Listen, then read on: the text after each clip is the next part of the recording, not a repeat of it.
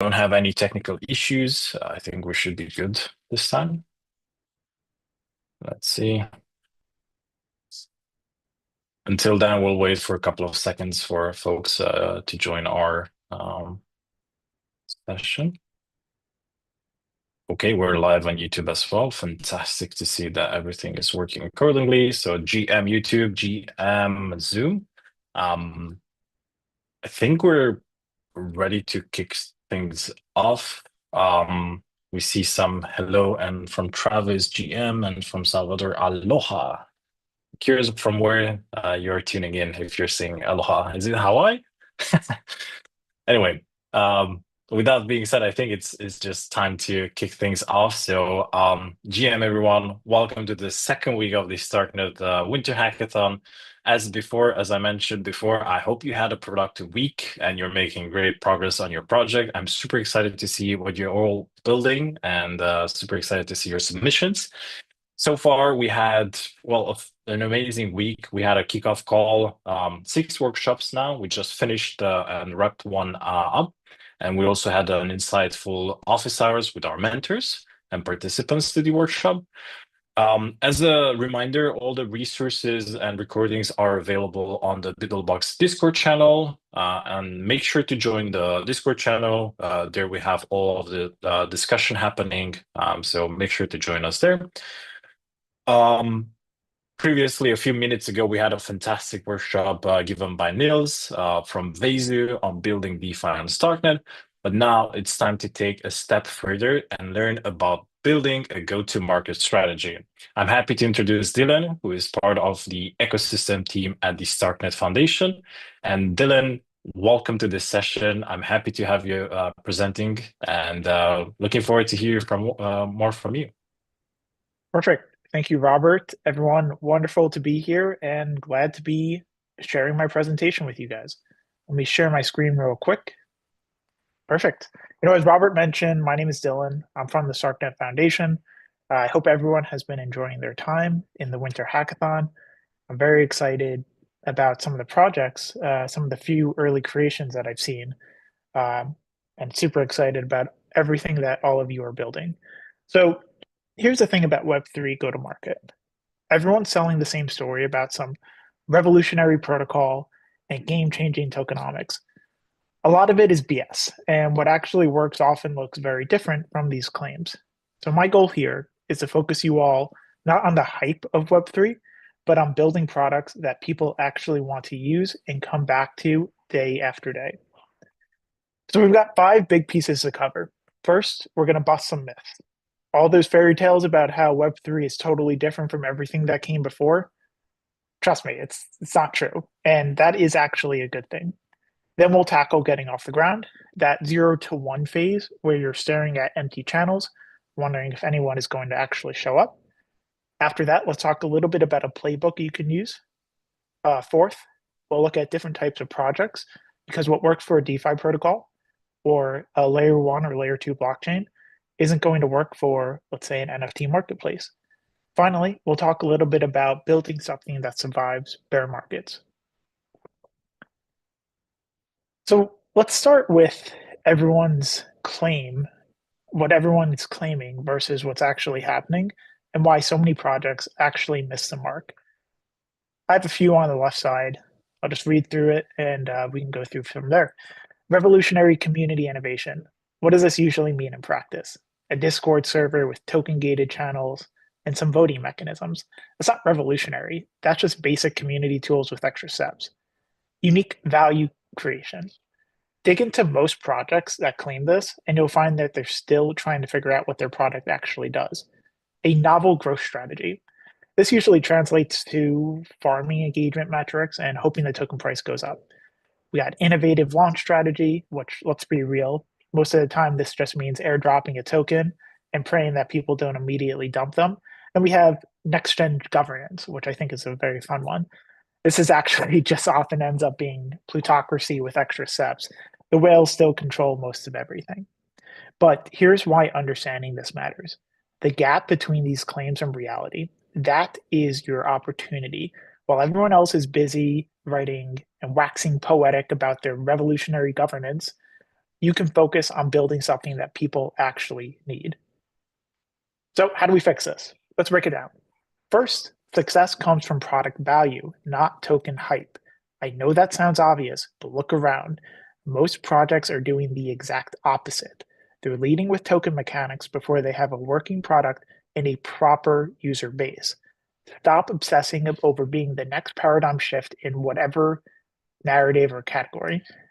Just because you are in Web3, your protocol isn't special. It's special only if it solves real problems for real users. Here's what actually matters.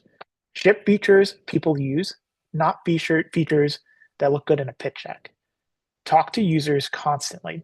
Test your assumptions quickly. If something isn't working, kill it and move on.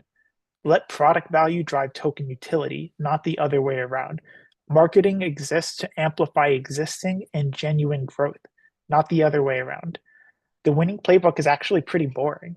Build good products, get feedback, iterate fast, and measure what matters, not the vanity stuff.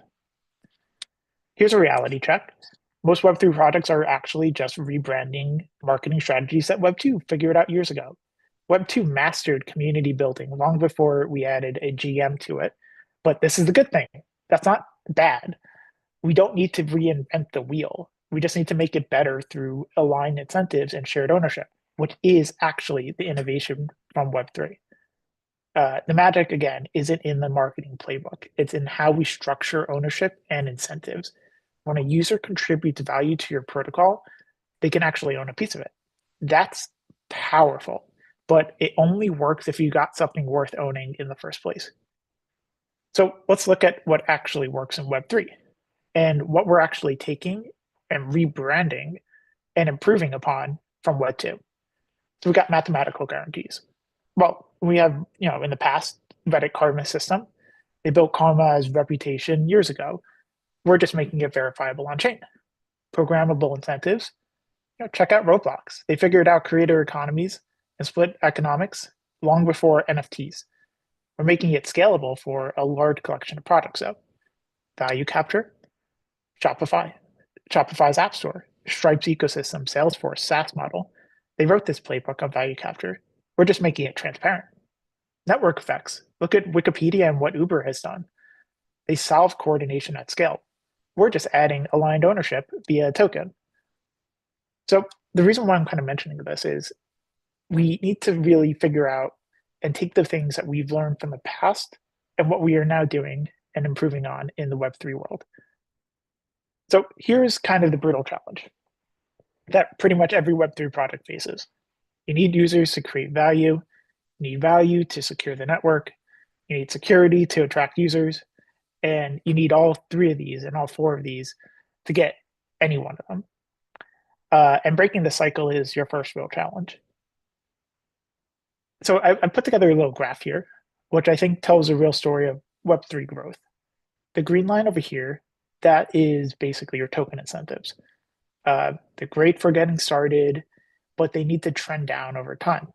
Early on, your token incentives do most of the heavy lifting. But if you're still relying on them long term, you probably have a big problem. The key is to use incentives to bootstrap network effects, not to maintain them indefinitely. Your product needs to become naturally sticky. The blue line is your native utility, the actual value that your users get from your product. If these lines don't cross, you're just running a charity program, not a business. So let's break down some of the challenges that you'll face.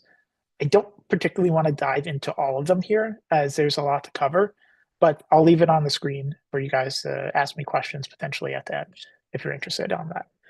So if you have a limited user base, you need to create value even when you just have 10 users. That's a big problem. What I would generally suggest is to target niche users with a focus use case, then expand. Token value dependencies, as I mentioned on the chart before. The token value will depend on adoption, but adoption requires initial token value. So I would suggest just thinking through how you can launch with clear token utility and distribute to long-term evangelists. Complex onboarding, you have to get in front of that and provide proper education for potential users. Token incentives, the challenge could be that tokens may lack any value without users, which limits a kind of incentivization. But if you kind of think it through and implement sustainable rewards with investing and participation requirements, you might be able to get through some of this network effect. So let's talk a little bit about making it happen. So I put together a little chart on just some areas that create a holistic Web3 go-to-market plan. It isn't just about Discord communities and token drops. It's this whole comprehensive go-to-market strategy that combine the proven business principles of Web 2 with innovation happening in Web 3. So success really does require nailing down several key elements. Your product positioning needs to solve real problems, not just add blockchain to it.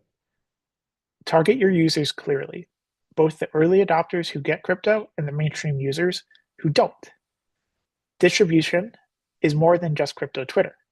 It's about building sustainable channels through multi-layered approaches. Your revenue and your value capture has to make sense without your token pumpers. Marketing needs both the traditional tactics and more genuine Web3 community building. Support exists, and it matters more in Web3, where trust is pretty much everything. And then really understand your competitive positioning. You have to stand out by focusing on real utility, not just fancy tokenomics. So the winners in Web3 won't be those who reinvent marketing. It will be those who adapt proven strategies to Web3's unique ownership and incentive structures. So let's break down what a launch looks like. You have three phases. We'll start with the pre-launch side. The pre-launch phase isn't just about hype building. It's about understanding who your users are, building distribution channels that actually make sense, and setting up analytics that track stuff that matters. We'll get into some of the metrics a little bit later in the presentation. I have a bunch of elements here, things that you really need to focus on in each phase, but I'm not going to cover each one. I'll just cover the main ones. During launch, you'll need to focus on community activation. This is more than just rocket ship emojis, and really focusing on real engagement, not just token farming. And you also need a crisis plan because something will go wrong during your launch phase. And post-launch, I think this is where most projects drop the ball. You really need to have a data-driven analytical environment to create the decisions and understand what is actually working and what is not working. You need to have community feedback loops that actually inform your development. And most importantly, a clear path to sustainability.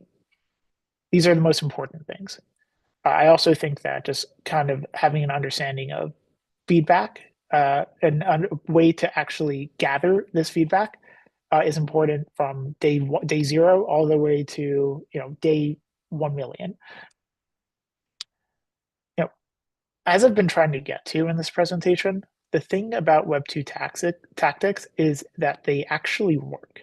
Don't throw them out, but instead figure out where Web2 extracts value unfairly and fix that with Web3 mechanisms. You could think about user data, for example. Web2 platforms have hoarded it. In Web3, we can make it portable and user owned. That's real innovation, and that's what you should really focus in on. So I have a quote here: Web3 projects shouldn't discard the Web2 playbook, but instead rethink where they can iterate where Web2 extracts value. And I put a little pyramid here just to showcase a little bit of how I want to kind of approach how I want you all to approach building out a Web3 go-to-market strategy. I would say that Web3 communities succeed when they build on traditional digital community practices and actually enhance them with programmable incentives to create sustained engagement. I would say that most projects try to jump straight to the token incentives at the top, and I think that's a pretty bad move. You really need to start at the bottom. Start with your basic community practices that actually work. This could be community spaces and tools, basic moderation, comms channels, user onboarding, and community guideline. And as you continue to move up, you add more and more types of mechanisms.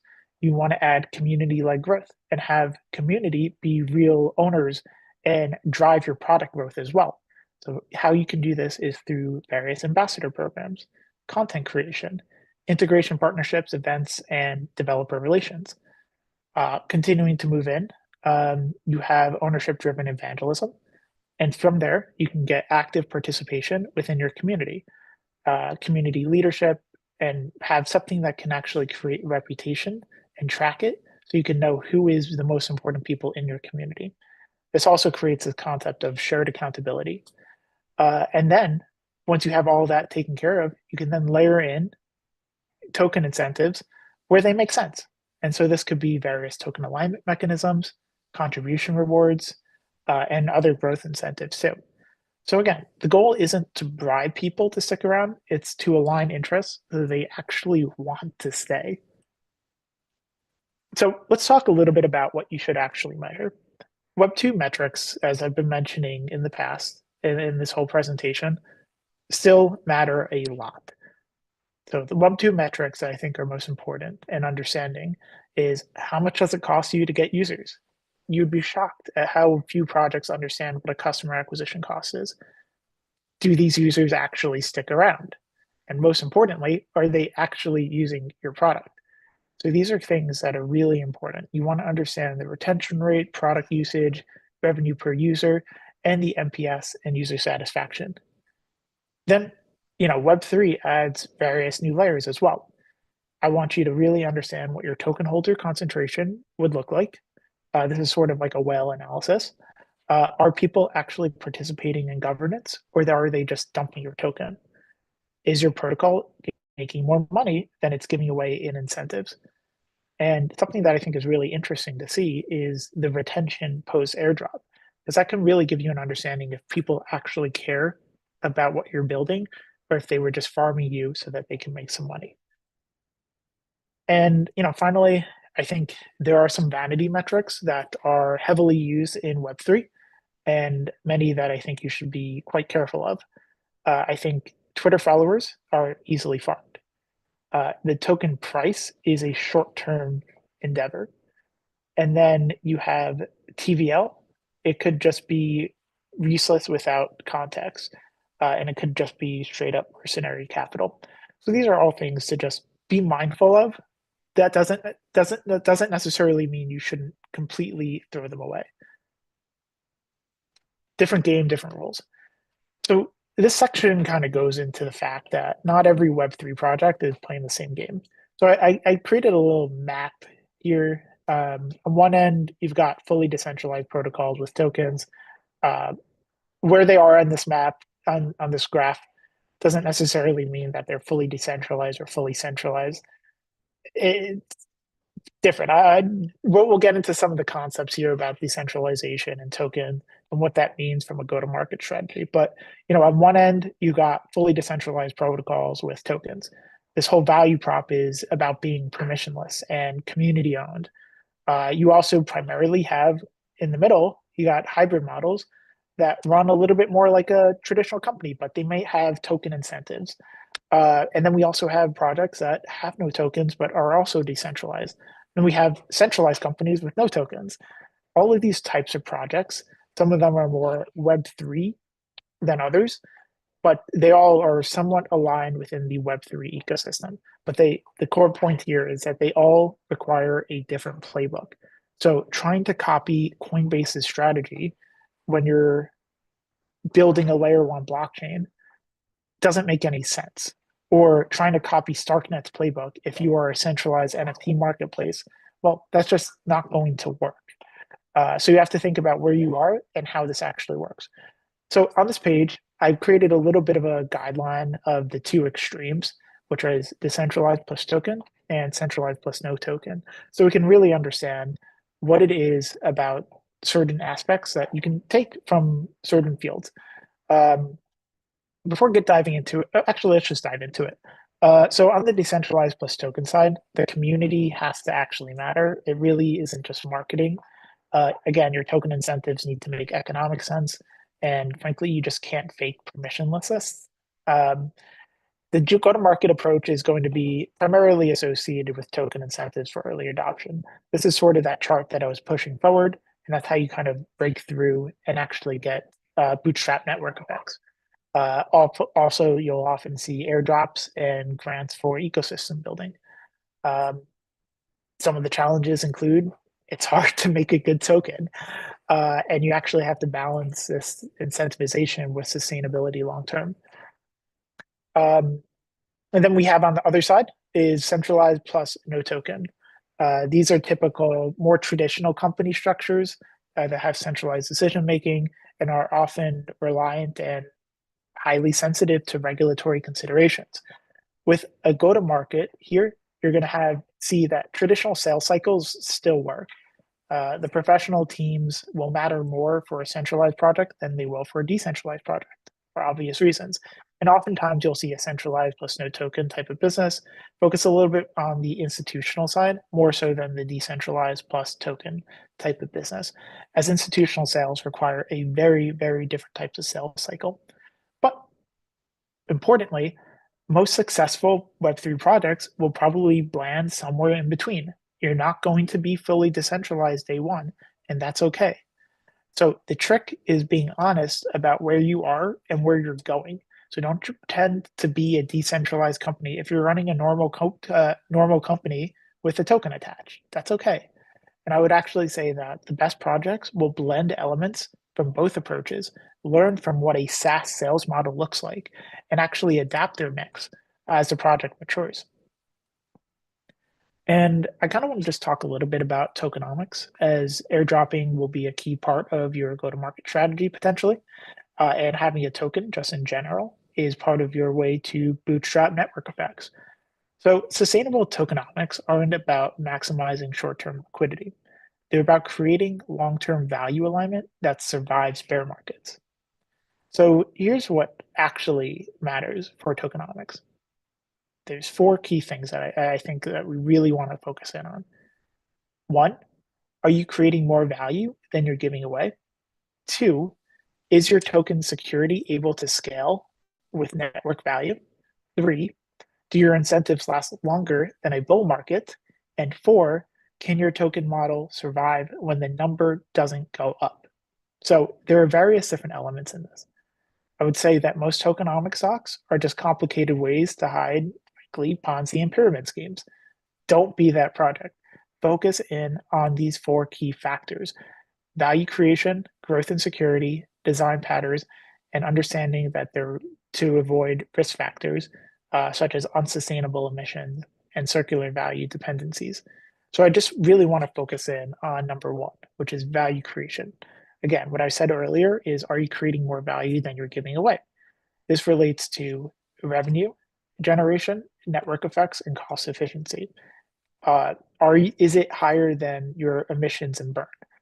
This is important stuff for you to realize, because if emissions is higher than what you're actually benefiting, you're going to have a problem sometime in the future, unless you raise hundreds and hundreds of X amounts of dollars. So always think about this from a sustainability perspective.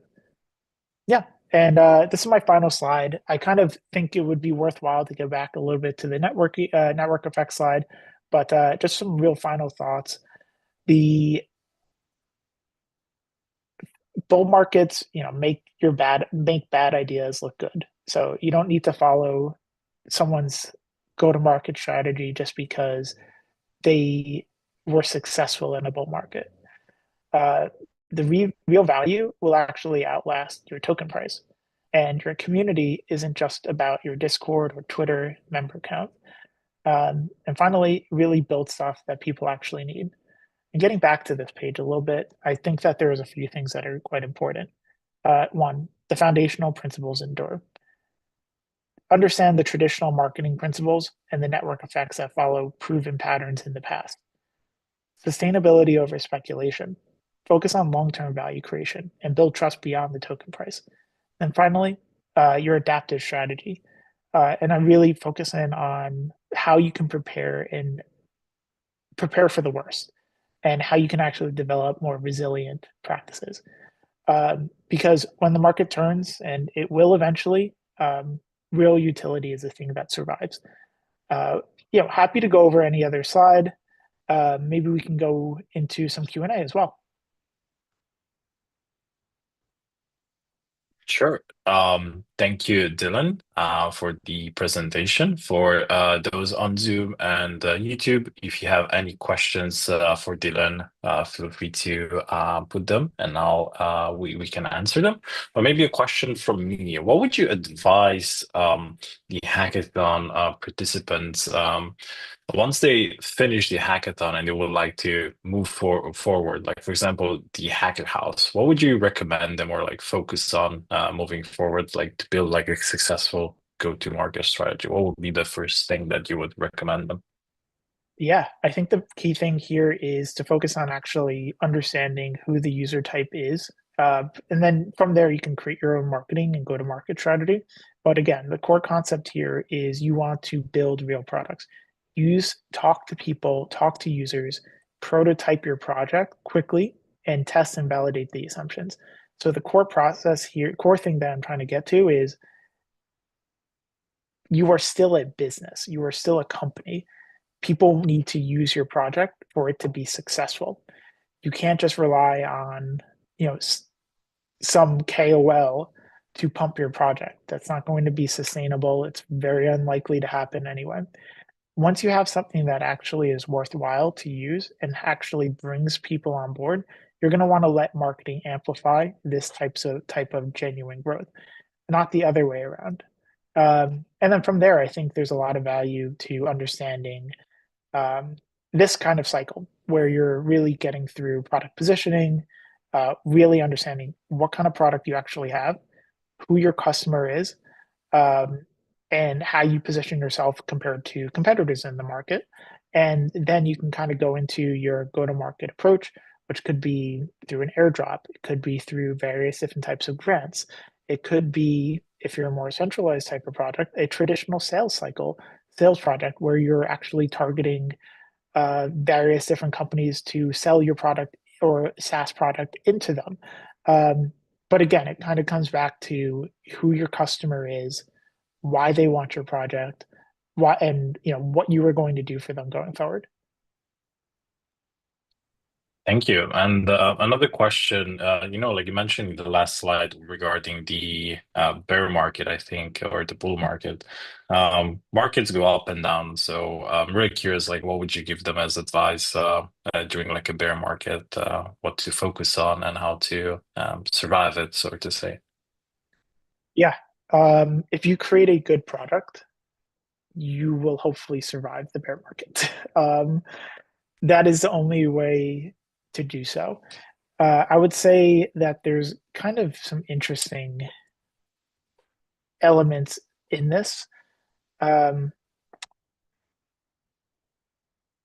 yeah, it's a good question because on one hand, the token price shouldn't matter, but it becomes basically like a self-fulfilling prophecy where you have people going into Twitter calling you a scam if your token doesn't triple in 1 month. That creates a potential negative downward cycle. Now, these people shouldn't be the ones that you're building your product for, but it is more about your community and making sure that your community doesn't latch on to some of these negative feelings as well. So ensuring that you are building and making sure that they are heard can create this kind of trust, which is really important. And I kind of use this concept of sustainable enthusiasm, which is only exists when you have an actual product that people care about and people use, regardless of the token price. That is the way to survive a bear, not through hoping that a KOL pumps your token and that you are living on easy street for the next couple of years. 100% agree on this. Focus on building your project, focus on building your community, become efficient enough to survive the bear market. And yeah, it's really important because cycles are go up and down, so you never know what's happening. Focus on your product, on your community, and building it. Cool. Let me check if I don't think there's any question on the Zoom or YouTube, so I think we can just wrap things here. So thank you, Dylan, for once again for your workshop on planning a go-to-market strategy. For those in our in Zoom and YouTube, if you have any questions about the hackathon or the challenges, be sure to join the Beetlebox Discord channel. We have a technical support channel and dedicated support channels for all the tracks, and our team is ready to assist you.